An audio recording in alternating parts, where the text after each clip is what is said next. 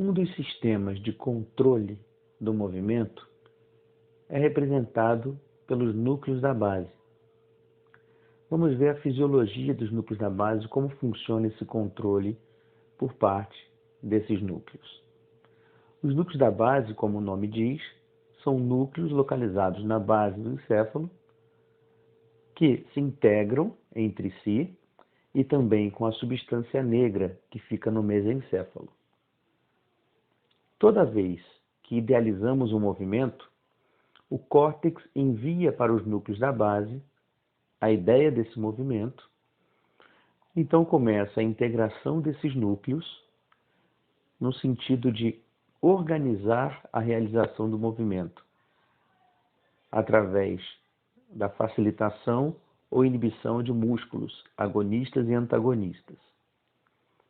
Em seguida, esse controle é enviado para o tálamo e o tálamo devolve a informação para o córtex. Vamos ver de forma bem simplificada. A via de entrada do estímulo nos núcleos da base é através do estriado. O estriado é um núcleo formado por dois núcleos, o caudado e o putâmio. Todo o estímulo vai entrar nos núcleos da base através do estriado. A via de saída dos núcleos da base é o globo pálido interno. Então temos um local de entrada e um local de saída do estímulo nos núcleos da base. Dentro dos núcleos da base, nós temos duas vias de controle do movimento. Uma via direta, que é mais curta, e uma via indireta. As setas em vermelho têm uma ação excitatória. O neurotransmissor envolvido é o glutamato. As setas em verde têm ação inibitória. O neurotransmissor envolvido é o GABA.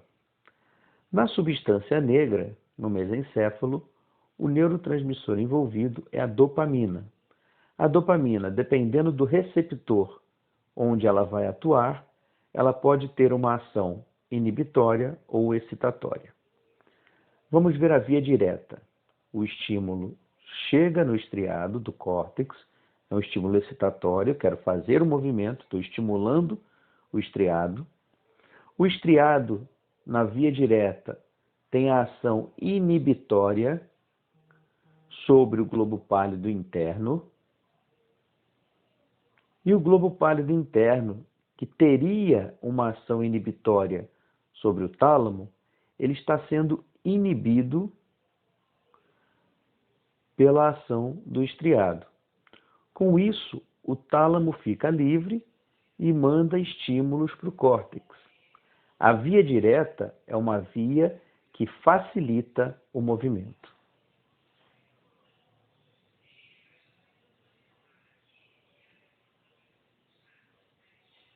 A via indireta é uma via um pouco mais complexa. Novamente, o estímulo vem do córtex, chega no estriado. O estriado tem a ação de inibir o globo pálido externo. O globo pálido externo, sendo inibido, ele deixa de inibir o subtalâmico, o núcleo subtalâmico. Dessa forma, o núcleo subtalâmico fica livre para exercer a sua função. A função do núcleo subtalâmico é estimular o globo pálido interno. Se ele está sendo estimulado, o globo pálido interno, ele vai aumentar a ação dele em cima do tálamo, que é uma ação inibitória. Dessa forma, o tálamo, sendo inibido, ele diminui os estímulos que vão para o córtex e, com isso, diminui o movimento. A via indireta, de uma forma simples, é uma via que diminui o movimento. Essas duas vias funcionam ao mesmo tempo, promovendo um equilíbrio na realização do nosso movimento. A substância negra, que fica no mesencéfalo e que usa como neurotransmissor a dopamina, ela vai atuar nas duas vias e vamos ver como. Na via direta, a dopamina tem uma ação excitatória. Ela vai estimular o estriado. Se eu estimulo o estriado, eu aumento a ação dele sobre o pálido interno. A ação do estriado é inibir o pálido interno. Então, eu vou inibir mais o pálido interno. Com isso, o pálido interno deixa de exercer a sua função, que seria inibir o tálamo. O tálamo fica livre e manda estímulos para o córtex. A substância negra, através da dopamina, agindo na via direta, tem uma ação facilitadora do movimento.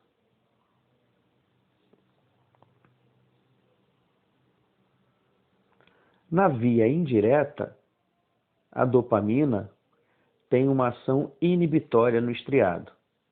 Ela vai inibir o estriado, com isso, a função do estriado diminui, a função seria inibir o pálido externo.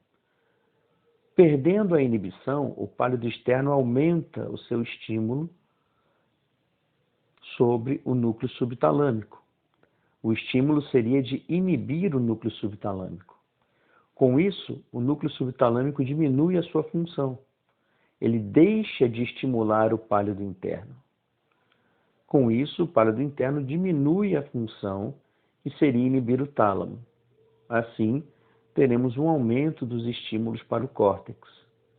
A substância negra, através da dopamina, agindo na via indireta, tem uma ação facilitadora do movimento. Vamos ver como funcionam esses circuitos na fisiopatologia de algumas doenças. Na doença de Parkinson, acontece uma perda neuronal na substância negra. E nós vimos que a dopamina atua nas duas vias, facilitando o movimento. Quando eu perco a dopamina na via direta, que está estimulando a via direta, eu vou diminuir a inibição do pálido interno, vou deixar o pálido interno mais livre para inibir o tálamo. Quando eu perco a inibição da dopamina, da substância negra, na via indireta, eu deixo o estriado mais livre para inibir o globo pálido externo. O globo pálido externo inibido, ele não vai atuar sobre o núcleo subtalâmico. Com isso, o núcleo subtalâmico livre passa a estimular mais o pálido interno, que por sua vez não está sendo inibido pela via direta. Sendo assim, nós aumentamos muito a inibição do tálamo e deixamos de ter o estímulo para o córtex. Por isso que na doença de Parkinson nós encontramos lentidão de movimentos, rigidez, instabilidade postural. Mas existe o tremor em repouso. Por que o paciente com doença de Parkinson tem tremor em repouso se ele tem uma lesão na substância negra que diminui o movimento? Esse circuito dos núcleos da base, ele funciona no controle do movimento. Quando nós estamos em repouso, esse circuito não precisa funcionar.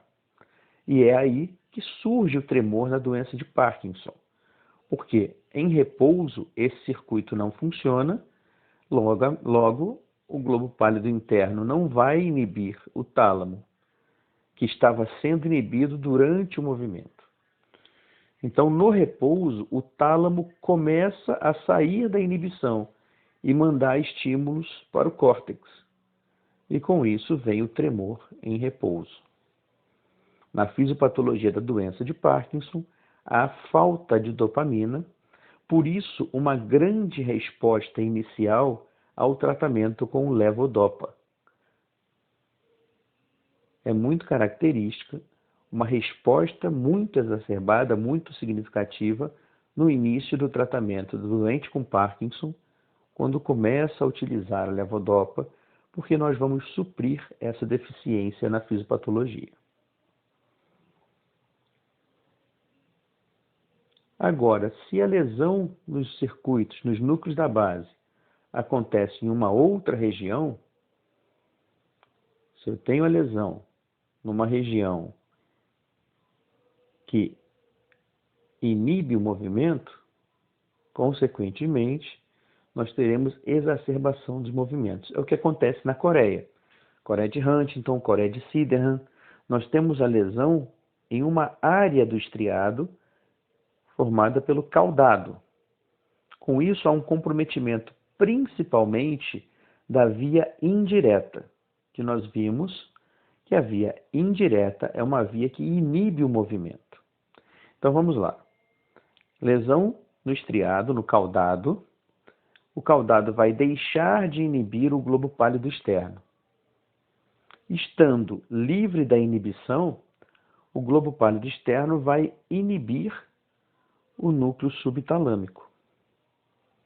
O núcleo subtalâmico inibido, ele deixa de exercer a sua função de estimular o globo pálido interno. Se o globo pálido interno não recebe estímulo, a sua função diminui.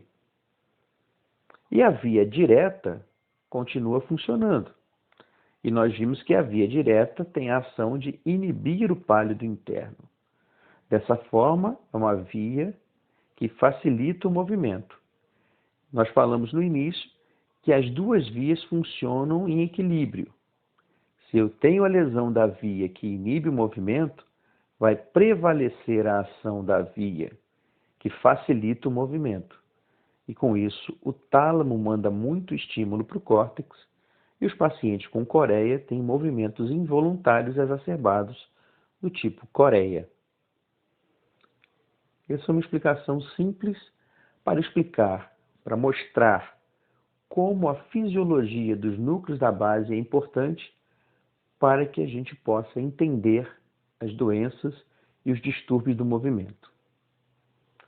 Uma outra lesão que a gente pode mostrar, vou mostrar no primeiro quadro, é quando ocorre a lesão do núcleo subtalâmico, um acidente vascular no núcleo subtalâmico. Quando isso acontece, o núcleo subtalâmico deixa de estimular o pálido interno e o pálido interno, recebendo inibição da via direta, vai deixar o córtex, o tálamo livre para ativar o córtex. Nesse caso, ocorre um movimento involuntário, um quadro chamado de balismo, que são movimentos violentos, amplos e, principalmente, proximais.